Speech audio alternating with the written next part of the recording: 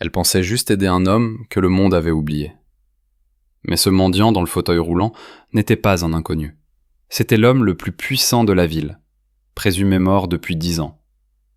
Ce qu'il va lui révéler va les propulser au cœur d'une guerre impitoyable pour récupérer des milliards volés. Préparez-vous, car cette histoire commence par un œuf brouillé et finit par une révolution. Chaque matin, avant même que le soleil n'ose percer la brume glaciale qui enveloppait le centre de Lyon, Élise Morel, une étudiante en soins infirmiers de 22 ans, au teint peint d'épices et aux yeux gris d'orage, empruntait les trottoirs fissurés de la rue Saint-Jean. Elle ne roulait pas sur l'or. En vérité, elle sautait souvent des repas pour pouvoir régler ses frais de scolarité. Pourtant, il y avait un petit déjeuner qu'elle ne manquait jamais d'offrir, celui destiné à un homme que personne d'autre ne semblait voir. Il était assis à l'angle du vieux quartier, drapé dans des couches de laine élimées et muré dans le silence. Ses jambes étaient tordues, faisant de son fauteuil roulant un trône d'exil. La plupart des passants détournaient le regard, enjambant la culpabilité glacée de leur propre indifférence. Mais Élise, elle, s'agenouillait près de lui chaque jour, posait un sac en papier chaud sur ses genoux et murmurait « Bonjour, monsieur ». Il ne répondait jamais. Il se contentait d'un hochement de tête, le regard aussi vide qu'une demeure abandonnée. Tout le monde lui disait qu'elle gâchait sa nourriture, qu'il était probablement ivre ou pire, qu'il n'avait plus toute sa tête. « Pourquoi tu t'obstines ?» lui avait demandé un jour sa meilleure amie, Chloé. « Il ne te dit même pas merci. On dirait un fantôme. »« Peut-être parce que je suis la seule à le voir, » avait répondu Élise.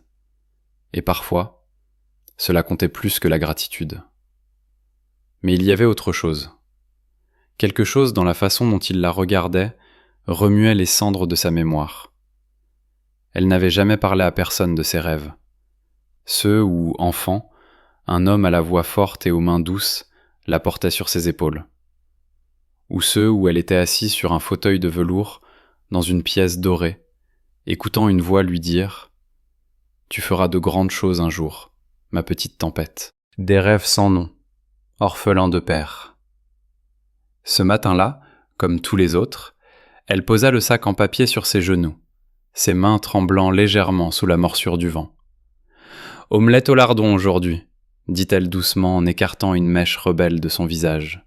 « J'ai utilisé mes derniers tickets resto pour les ingrédients.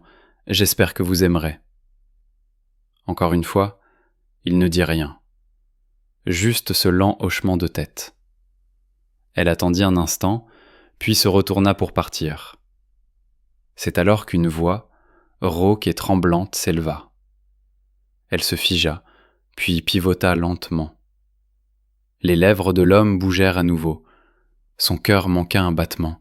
C'était la première fois qu'il parlait en 3 ans.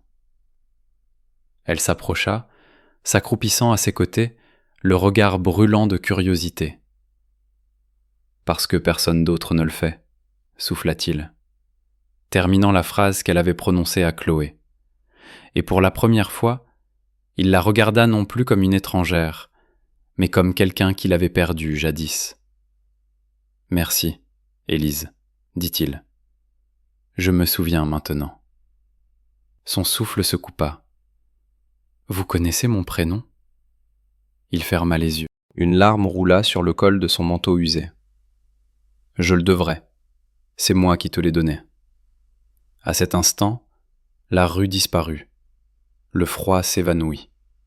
Il ne restait plus que le poids écrasant d'une vérité pour laquelle elle n'était pas prête. « Je suis ton père. » Élise recula, titubant, entendant à peine le bruit des klaxons et les conversations des passants. Son monde s'était rétréci à cet homme devant elle, ce spectre en haillons qui prétendait être de son sang. « Quoi ?» murmura-t-elle. Son regard restait fixé sur le sac du petit déjeuner. « Je n'ai pas beaucoup de temps, » râla-t-il. « Ils m'ont tout pris. Le conseil d'administration, mes associés, ils m'ont effacé. » Elle le dévisageait, incapable de concilier l'image de cet inconnu brisé avec l'idée de richesse ou de pouvoir. « Qui êtes-vous » Il leva la main avec effort, un mouvement lent et saccadé, comme le grincement de vieux gonds rouillés. De son manteau, il tira un badge d'identification crasseux. Élise le prit, le cœur battant à tout rompre. Julien Delacroix, PDG, Delacroix Industrie. Elle lut le nom à voix haute. C'est ce que j'étais, pas ce que je suis maintenant. Elle passa du badge à son visage. Julien Delacroix est mort dans un accident d'avion il y a 10 ans. J'ai vu les journaux télévisés. Il eut une toux profonde et sèche. Une mise en scène. Mon conseil d'administration, ma femme, ta belle-mère, elle voulait la fortune. Élise secoua la tête, submergée. Non, non, c'est de la folie. Tu avais 4 ans. Ils t'ont dit que je t'avais abandonné, que j'étais malade, dangereux. Mais je ne t'ai jamais quitté, Élie. J'ai essayé de revenir. Ils m'ont enfermé dans une clinique privée en Suisse. Ils ont effacé mes empreintes, piraté mon existence numérique. Il saisit son poignet. Sa poigne était plus ferme qu'elle ne l'aurait cru. Urgente. Tout ce que tu t'es toujours demandé, chaque vide dans ta vie, c'est à cause d'eux. Je ne me suis échappé que l'année dernière. L'accident qui m'a estropié, c'est arrivé lors de ma 2e tentative d'évasion. Élise pouvait à peine respirer. Pourquoi maintenant ? Parce que tu es venu ici. Parce que le destin a réussi là où mes milliards ont échoué. Il t'a amené à moi. Elle regarda autour d'elle, le cœur battant d'incrédulité. Pourquoi ne pas me l'avoir dit plus tôt ? M'aurais-tu cru si je l'avais fait ? En me voyant ainsi ? Elle ne répondit pas, et il n'avait pas besoin qu'elle le fasse. Il fouilla de nouveau dans son manteau et en sortit un médaillon en or. À l'intérieur se trouvait une photo, elle bébé, et lui la tenant dans ses bras. Je n'ai jamais cessé de te porter sur moi, même quand le monde m'a laissé derrière lui. Élise tomba à genoux. Les larmes brouillaient sa vision. Je ne sais pas quoi croire. Crois en cette part de ton cœur qui t'a amené ici chaque jour. Elle serra le médaillon, sanglotant. Si ce que tu dis est vrai, qu'est-ce qu'on fait maintenant ? Julien leva les yeux vers le ciel matinal. Maintenant on reprend tout. Tout ce qu'ils nous ont volé. Et juste comme ça, le mendiant disparut, remplacé par un homme renaissant dans les yeux de sa fille. Ils se retrouvèrent le soir même, sous le néon clignotant d'une laverie automatique dans une ruelle sombre derrière la pizzeria de Joe. Terrain neutre, ni le sien ni le sien. Élise apporta un thermos de soupe et une couverture. Il apporta un dossier. « Tout ce que j'ai gardé caché ?» dit Julien, en glissant une pochette cartonnée poussiéreuse sur la caisse de lait qui les séparait. Preuve, registre, nom. Élise l'ouvrit. Des notes manuscrites, des photos des membres du conseil, des relevés bancaires, et même une clé USB scotchée à l'intérieur de la reliure. « C'est suffisant pour les faire tomber, » chuchota-t-elle, stupéfaite. « C'est un début, » dit-il. « Mais j'ai besoin d'un visage, d'un nom, de quelqu'un pour réintégrer ce monde à ma place. » Elle cligna des yeux. « Tu veux que je m'infiltre ? Tu es la seule à pouvoir le faire. Ils ne te soupçonneront pas. Tu es mon sang, tu es mon héritage. Ils t'ont appris à l'oublier. Maintenant, nous allons utiliser ça contre eux. » Élise se leva, faisant les 100 pas. « Je ne connais rien à la dire d'entreprise. » Julien sourit à travers ses lèvres gercées. « Tu sais survivre. Tu as nourri un fantôme chaque jour pendant 3 ans. Ça demande du cran. » Elle croisa son regard. « D'accord. Quelle est la première étape ? » Étape 1. Fais-toi embaucher chez Delacroix Industrie comme stagiaire. Ils ne regarderont pas 2 fois une étudiante infirmière. Étape 2. Utilise ton accès pour trouver les fichiers centraux, les protocoles de l'IA. Ils contiennent tout. Élise hésita. Et s'ils m'attrapent ? Ils ne t'attraperont pas. Elle hocha lentement la tête. Julien se pencha plus près. Il y a encore une chose. Une femme nommée Valérie Lemarchand, mon ancienne assistante. Si elle est toujours en vie, elle peut nous aider. Elle sait tout.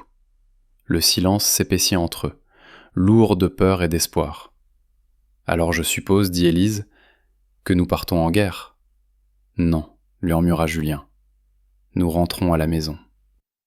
Les portes vitrées de Delacroix Industries s'ouvrirent dans un chuintement discret, comme des secrets qu'on murmure.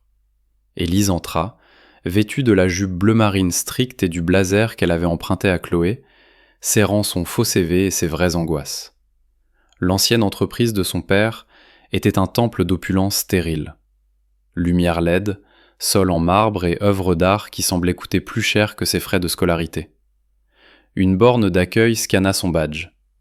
Élise Morel, stagiaire, département système de données, superviseur, Valérie Lemarchand. Le cœur d'Élise cogna contre ses côtes.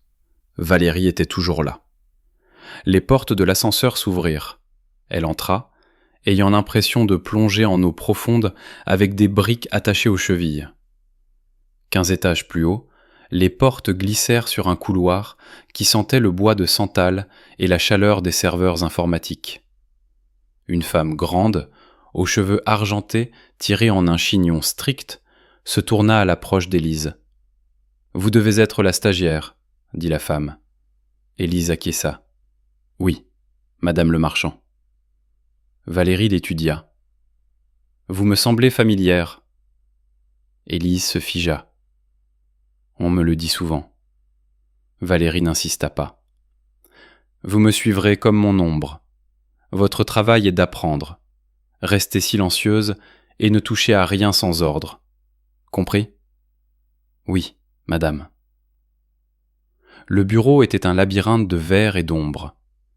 Les gens se déplaçaient comme des algorithmes, rapides, froids, efficaces. Valérie était vénérée. Certains la craignaient même. Mais Élise remarqua la façon dont elle s'attardait sur une vieille photo de Julien dans son bureau privé, désormais obscurci sous des couches de poussière. Au 3e jour, Élise avait mémorisé les plans d'étage, les codes d'accès des badges et les horaires des équipes. Chaque nuit, elle faisait son rapport à son père dans la ruelle, échangeant de la soupe contre de la stratégie. « Valérie n'est pas l'ennemi, » dit Élise. « Elle hésite quand elle voit ta photo. Je crois que tu lui manques. » Julien toussa. Sa santé déclinait, mais son esprit restait tranchant comme un rasoir. Alors, elle est notre brèche. Le lendemain, Élise prit un risque. Elle approcha Valérie pendant la pause café. « Madame, puis, je vous posais une question confidentielle ?» Valérie haussa un sourcil. « Qu'est-ce que vous diriez si je vous disais que Julien Delacroix n'est pas mort ?» La tasse glissa des doigts de Valérie. Elle se brisa sur le sol en 1000 morceaux. « Qu'est-ce que vous... » Élise tint bon. « Et qu'il se souvient de tout. » Le bureau autour d'elle continuait de bourdonner, ignorant tout du drame.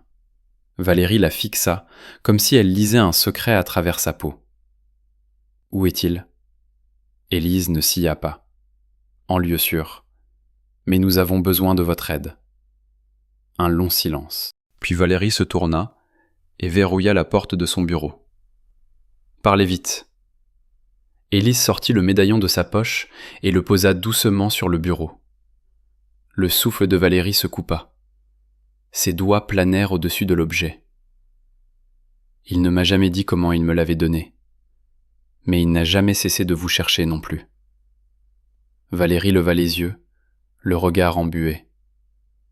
S'il est vraiment de retour, alors nous avons une chance. Au dehors, les bruits de la ville semblaient étouffés. Mais à l'intérieur de la tour de verre, la rébellion venait de commencer. Une semaine après son arrivée, Élise n'était plus seulement une stagiaire.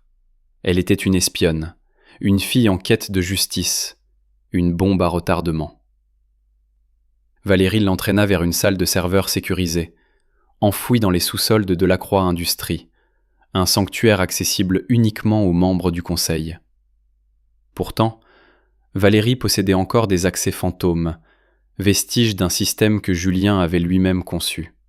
« Tu as 30 minutes avant que le traçage ne s'active », prévint Valérie en lui tendant une clé USB. « Qu'est-ce que je cherche exactement ? » Les archives du projet Orion.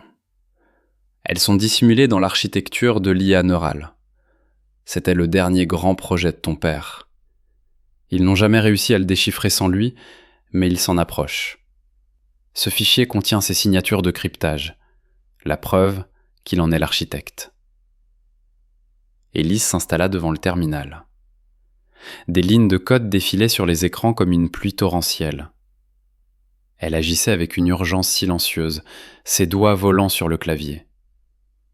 Tout ce que Julien lui avait enseigné sur la logique et la précision refaisait surface. À la porte, Valérie montait la garde.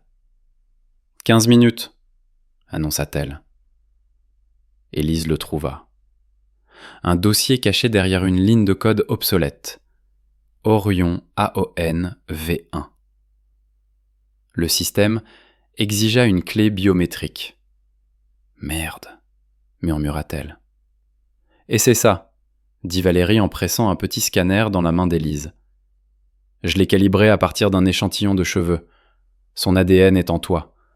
Ça pourrait marcher. » Élise pressa son pouce sur le capteur. La lumière clignota. Accès autorisé. Le dossier s'ouvrit.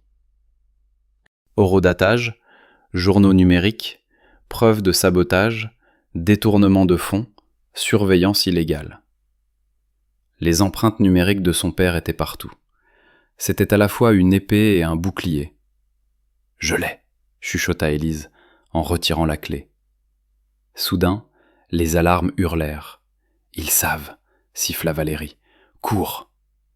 Elles s'enfuirent, esquivant les gardes, glissant par les monts de charge et s'échappant par les tunnels de maintenance. Les sirènes les poursuivaient comme une meute de chiens. De retour dans la ruelle, Julien attendait, voûté sous sa couverture. Élise lui mit la clé USB dans la main. « On a tout, absolument tout. » Les mains de Julien tremblaient en tenant le petit appareil capable de tout restaurer. « Tu l'as fait » murmura-t-il. Mais avant qu'il ne puisse ajouter un mot, des phares inondèrent la ruelle. Un SUV noir. Les portières claquèrent. Des hommes en costume. Élise fit rempart de son corps devant son père. Valérie s'avança. « On nous a suivis. » Un homme sortit de l'ombre, grand, froid, portant un visage familier. « Bonsoir Valérie, mademoiselle Morel. » L'estomac d'Élise se noua. « Vous êtes le directeur des opérations, Marc Garnier. Vous avez quelque chose qui appartient à l'entreprise ?» Julien se redressa lentement, malgré ses jambes tordues. « Non, cela m'appartient, à moi et à elle. » Garnier eut un sourire mince. « Alors ça va être intéressant. » L'orage arrivait, mais cette fois, la fille de Julien Delacroix ne fuirait pas. Elle se battrait. Marc Garnier fit un pas de plus, le reflet d'un réverbère accrochant sa pince à cravate argentée.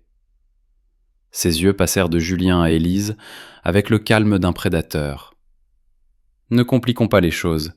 Donnez-moi la clé, et je m'assurerai que vous repartiez libres tous les deux. » Julien se raidit, sa douleur masquée par la fureur. « Tu as trahi tout ce que cette société représentait. Tu as enterré ton propre fondateur. » Garnier eut un rictus méprisant.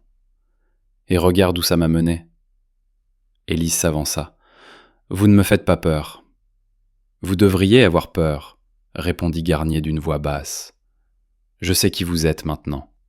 Je sais où vous vivez, où vous étudiez. Votre amie Chloé a eu une petite altercation avec notre équipe de sécurité aujourd'hui. » Les poings d'Élise se serrèrent. « Si vous la touchez, détendez-vous, elle va bien, pour l'instant.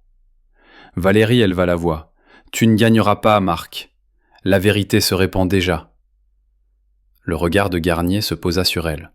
« Et c'est pour ça, Valérie, que tu es la prochaine sur la liste. » Soudain, la portière du SUV claqua de nouveau. Une autre silhouette émergea, large d'épaules, silencieuse. Un homme à la démarche militaire. « Apportez-moi la clé, » ordonna-t-il. Julien s'appuya sur Élise, chuchotant. « Fuis. Quoi qu'il arrive, va voir Maya.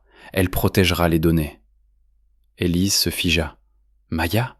Qui est ?» Mais Garnier s'approchait. « Je ne veux pas de scandale. Je veux juste sécuriser mon héritage. » Julien fut pris d'une violente quinte de toux, tirant une clé USB de sa poche. « Alors prends-la, mais sache ceci, tu vas t'étouffer avec. » Garnier saisit la clé. « Plaisir de faire affaire avec vous. » Il retourna vers le SUV.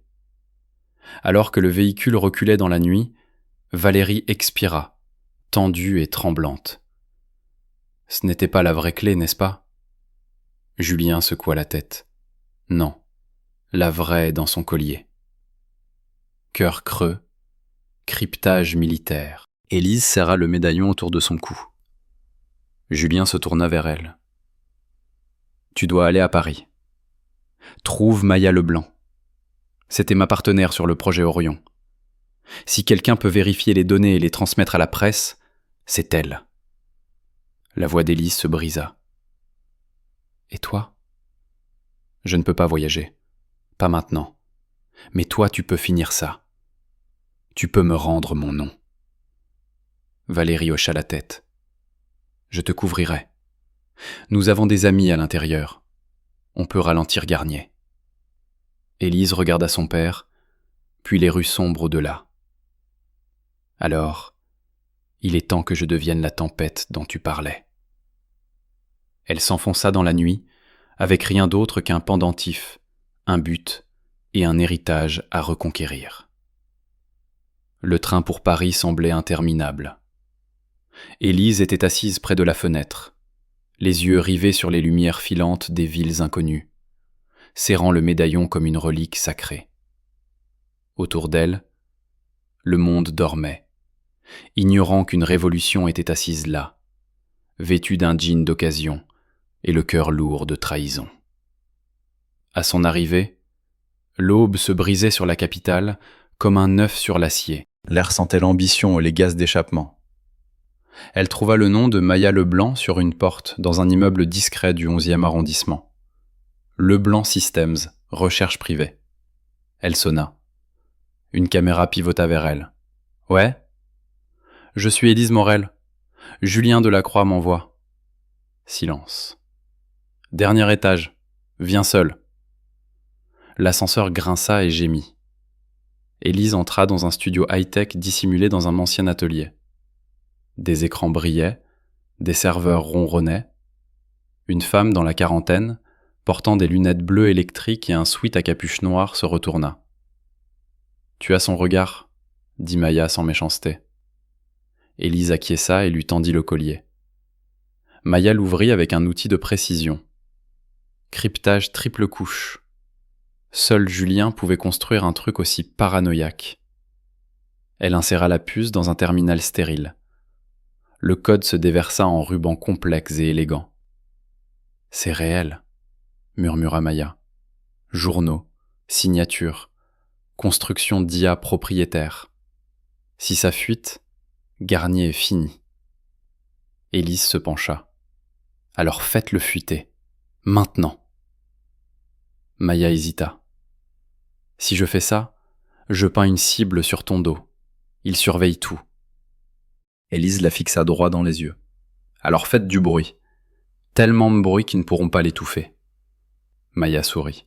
« Tu es vraiment sa fille. » Elle lança le processus de téléchargement vers tous les médias technologiques, les gendarmes financiers et les agences de régulation mondiale en qui elle avait confiance. Ce serait un incendie numérique. Mais une alerte retentit sur son écran. Quelqu'un essaie déjà de tracer l'IP. « Peuvent-ils nous trouver ?» demanda Élise. Les doigts de Maya volaient sur le clavier. « Pas si on bouge.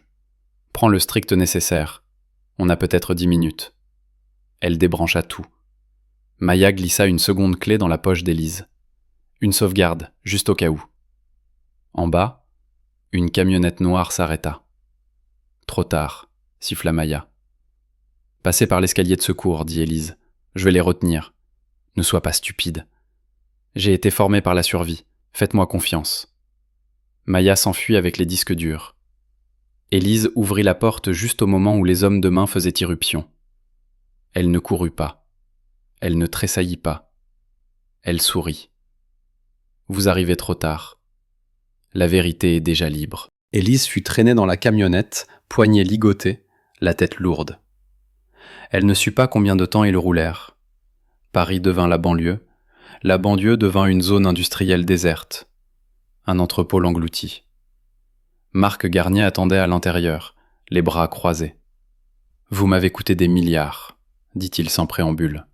Et à votre père, la vie. » Élise le défia du regard. « Il n'est pas mort, et vous ne pouvez pas tuer la vérité. » Garnier tourna autour d'elle. « C'est mignon. Cette façon que vous avez de vous prendre pour une héroïne. Mais vous n'êtes qu'une anomalie. Un bug que je suis sur le point de corriger. » Il se tourna vers un moniteur où un compte à rebours s'égrenait. 03-21. Un protocole de purge globale. Tous les fichiers que Maya a mis en ligne sont traqués et supprimés par un kill switch, un interrupteur d'arrêt d'urgence. La propre création de Julien, détournée par le conseil. Le cœur d'Élise s'effondra. « Vous ne pouvez pas tout arrêter. »« Non, » dit Garnier avec suffisance. « Mais je peux en arrêter assez. » À cet instant, les lumières s'éteignirent. Des cris résonnèrent dans le couloir. Une explosion arracha la porte de ses gonds. La fumée envahit la pièce. À travers elle, une silhouette en tenue tactique noire apparut. « À terre !» hurla une voix. Élise plongea. La fumée se dissipa juste assez pour qu'elle voie... Chloé. « Valérie m'a appelé. Elle a dit que tu avais des ennuis. J'ai amené des renforts. » 3 autres silhouettes se ruèrent à l'intérieur. Des agents de sécurité renégats, loyaux à Julien. Ils balayèrent la pièce, neutralisant l'équipe de Garnier. Élise courut vers la baie de serveur et enclencha la commande manuelle d'urgence. Ses doigts se brouillaient sur le clavier. « Je peux isoler l'IA. Si je coupe son accès réseau, les fichiers survivent. »« Fais-le » cria Chloé. Elle frappa la commande finale. Accès terminé. Le compte à rebours se figea à 0077. La purge avait échoué. Élise s'effondra à genoux, sanglotant de soulagement. Chloé la serra dans ses bras. Garnier était plaqué au sol, contusionné, furieux. « Ce n'est pas fini !» cracha-t-il. Élise s'approcha et le regarda de haut. « Non, ça ne fait que commencer. » Chloé passa un appel. « La police est en route. » Valérie a aussi envoyé les fichiers à Interpol. Alors que les sirènes hurlaient au loin, Élise regarda vers le ciel à travers une verrière brisée. Et pour la première fois, elle eut l'impression que l'orage s'était dissipé. 3 jours plus tard, Élise se tenait devant une marée de journalistes. Les flashs crépitaient, les micros se tendaient. La silhouette de la tour Eiffel se découpait derrière elle, alors que la conférence de presse débutait. Derrière elle se tenaient Valérie Lemarchand, Maya Leblanc et Chloé. À côté d'elle, un fauteuil roulant, la place où Julien Delacroix aurait dû être.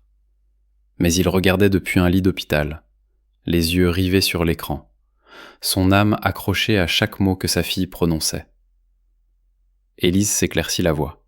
« Je m'appelle Élise Morel, fille de Julien Delacroix, et aujourd'hui, je suis ici pour vous dire la vérité. » Des murmures parcoururent la foule. Elle poursuivit. « Il y a 10 ans, la mort de mon père a été mise en scène. Le conseil de Delacroix Industries a orchestré un coup d'État mené par Marc Garnier. Ils ont volé son entreprise, effacé son identité et enterré son héritage. » Elle brandit le médaillon, un symbole, une histoire.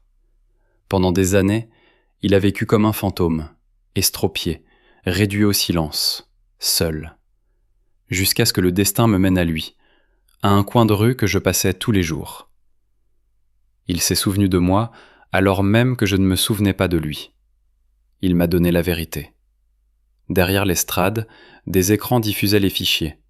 Données cryptées, journaux de l'IA, mémos vocaux, schémas. Le monde regardait les noms et les crimes se dévoilaient. Interpol publiait des déclarations. La brigade financière perquisitionnait les bureaux. Des arrestations balayaient les conseils d'administration. Le nom de Julien était restauré. Et Élise n'était plus la fille d'un fantôme. Elle était devenue un symbole, pour toute personne pensant que sa voix était trop faible, son histoire trop brisée. Je vous vois, j'étais vous. Mais la vérité, lorsqu'elle est portée avec courage, résonne plus fort que n'importe quel mensonge. La foule explosa en applaudissements. Plus tard, dans un moment de calme en coulisses, Élise appela l'hôpital. La voix de son père était faible, mais emplie d'admiration. J'ai vu. J'ai tout vu. Ils savent maintenant. Le monde sait. Tu as fait ce que je n'ai jamais pu faire. Tu as fini l'histoire. Élise sourit à travers ses larmes. Non. Nous l'avons écrite ensemble. L'appel se termina. Elle se tourna vers la fenêtre. De fantôme à légende, d'oublié à inoubliable. Une semaine plus tard, Élise se tenait à nouveau à l'angle de la rue Saint-Jean. Le banc où elle l'avait rencontré pour la première fois était vide maintenant. Le fauteuil roulant disparut. Le silence glacial avait fondu sous le soleil printanier. Julien était dans un centre de rééducation de haut niveau, protégé désormais par des agents fédéraux et gardé par la justice qui rattrapait enfin ses dettes. Elle tenait un sac en papier brun. À l'intérieur, une omelette au lardon. Pas pour son père, mais pour elle-même. Elle s'assit sur le banc où son ombre avait jadis plané. Un homme passa, jeta un coup d'œil au sac et demanda « Vous attendez quelqu'un ?» Élise sourit. « Non, je me souviens juste de quelqu'un qui m'a attendu. » Elle ouvrit le sac, prit une bouchée et regarda les toits de la ville. Derrière elle, une petite fille tira sur le manteau de sa mère. « Maman, pourquoi elle est assise toute seule ?» La mère répondit. « Parfois, ma chérie, les gens s'assoient là où les anges se tenaient autrefois. » Élise ravala ses larmes. À travers le pays, les journaux titraient encore sur l'histoire. Le retour du fondateur fantôme. La fille qui a tout changé. Delacroix Industries avait un nouveau conseil. Valérie était PDG par intérim. Maya était revenue à la vie publique. Chloé avait lancé un fonds d'éducation au nom de la mère d'Élise. Quant à Élise, elle retourna à l'école. Non pas pour devenir infirmière, mais avocate. Parce qu'elle avait appris quelque chose dans ces ruelles éclairées par le feu et ces guerres de bureau. Parfois, la justice porte une blouse. Parfois, elle porte des talons. Et parfois, la justice a une voix douce, un médaillon et une tempête au fond des yeux. Dans sa dernière lettre, Julien avait écrit « Si jamais tu doutes de toi, souviens-toi de ceci. La vérité n'a pas besoin de pouvoir. Elle a seulement besoin de quelqu'un d'assez courageux pour la porter. » Élise plia la lettre et la glissa dans sa veste. Elle se leva du banc, donna le reste de son omelette à un chien qui passait et descendit la rue avec le même rythme qu'elle avait toujours eu. Mais maintenant, le monde s'écartait sur son passage. Maintenant, il ne voyait plus seulement une fille, mais l'héritage que son père n'avait jamais pu être. L'orage était passé, et le soleil lui appartenait.